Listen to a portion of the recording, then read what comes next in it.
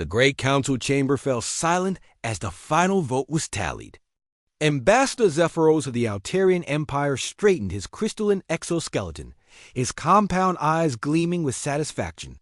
"The motion passes," he announced, his voice resonating through the vast hall. "The invasion of Sol 3 is approved by unanimous decision." Murmurs of agreement rippled through the assembled delegates. The Kethva war chiefs clicked their mandibles in approval, while the ethereal Void King pulsed with dark energy. For 3 cycles, the Galactic Council had debated what to do about the upstart species that called itself humanity. Their rapid technological advancement and aggressive expansion had alarmed the established powers of the galaxy. "Their primitive weapons cannot stand against our combined fleets," declared General Thakmer, his scarred hide bearing testament to countless battles. "We will crush them before they become a threat." Ambassador Vera Lynn of the Crystalline Collective nodded, her translucent form shimmering. "Our intelligence reports show they have barely mastered faster-than-light travel. This will be swift." What none of them realized was that humanity had been listening, deep beneath the lunar surface, in a facility that officially didn't exist. Director Sarah Chun monitored the transmission from the council session. The Quantum Entanglement Communication Array Humanities, most closely guarded secret, had been intercepting alien communications for decades. "How long do we have?" asked General Martinez, his weathered face grim in the blue glow of the holographic display. "Their fastest ships will reach Earth in 72 hours, Chun replied, her fingers dancing across the control interface. "But they're expecting to find a primitive civilization with projectile weapons and chemical rockets." Martinez allowed himself a thin smile. "Time to show them what we've really been building out here." The first alien fleet to arrive belonged to the Altarian Empire's sleek crystalline vessels that cut through space like living jewels. Admiral Zextar commanded from the flagship, confident in his overwhelming superiority. His scanners showed primitive orbital stations and what appeared to be crude metal ships defending the blue world. "Begin the bombardment," he ordered. "Target their major population centers first." But as his weapons powered up, something impossible happened. The human ships simply vanished. "Sir," his tactical officer stammered, They're not there anymore." Before Zextar could respond, his flagship shuddered under a massive impact. Alarms screamed as secondary explosions ripped through the hull. Through the chaos, he heard his communications officer's panicked voice. "Admiral, the humans are inside our formation. How are they moving so fast?" The human ships had reappeared, but not where they'd been before. They materialized directly behind the alien vessels, weapons already firing. Their hulls weren't metal at all, but some kind of adaptive metamaterial that shifted and flowed like liquid mercury.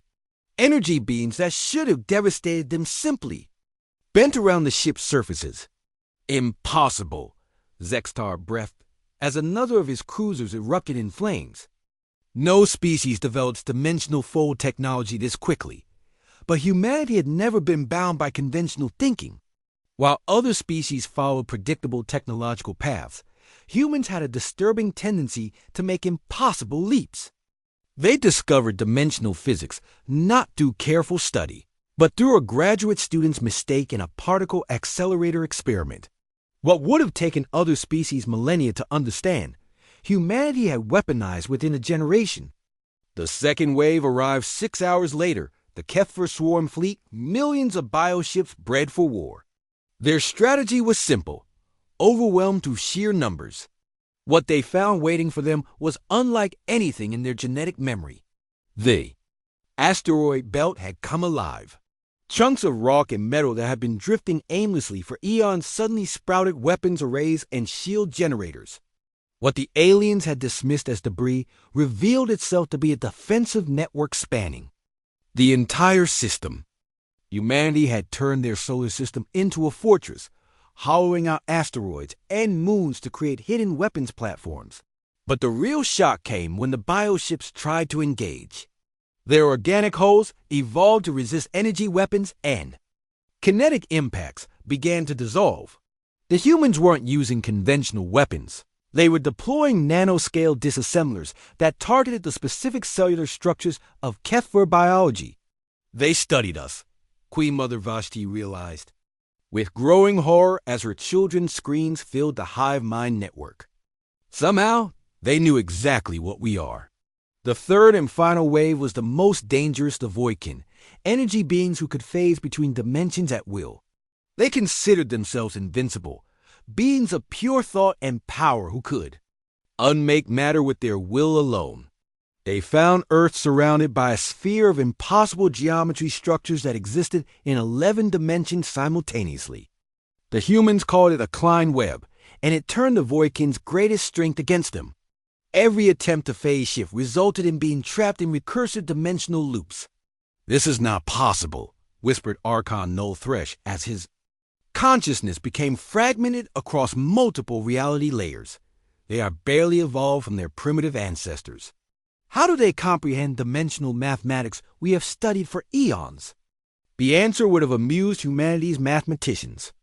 While other species approached dimensional physics as a pure science, humans had discovered it through art specifically, through the abstract sculptures of an artist named Maria Santis, whose impossible geometric forms had accidentally described higher dimensional space. Within 48 hours, 3 entire fleets had been destroyed or scattered.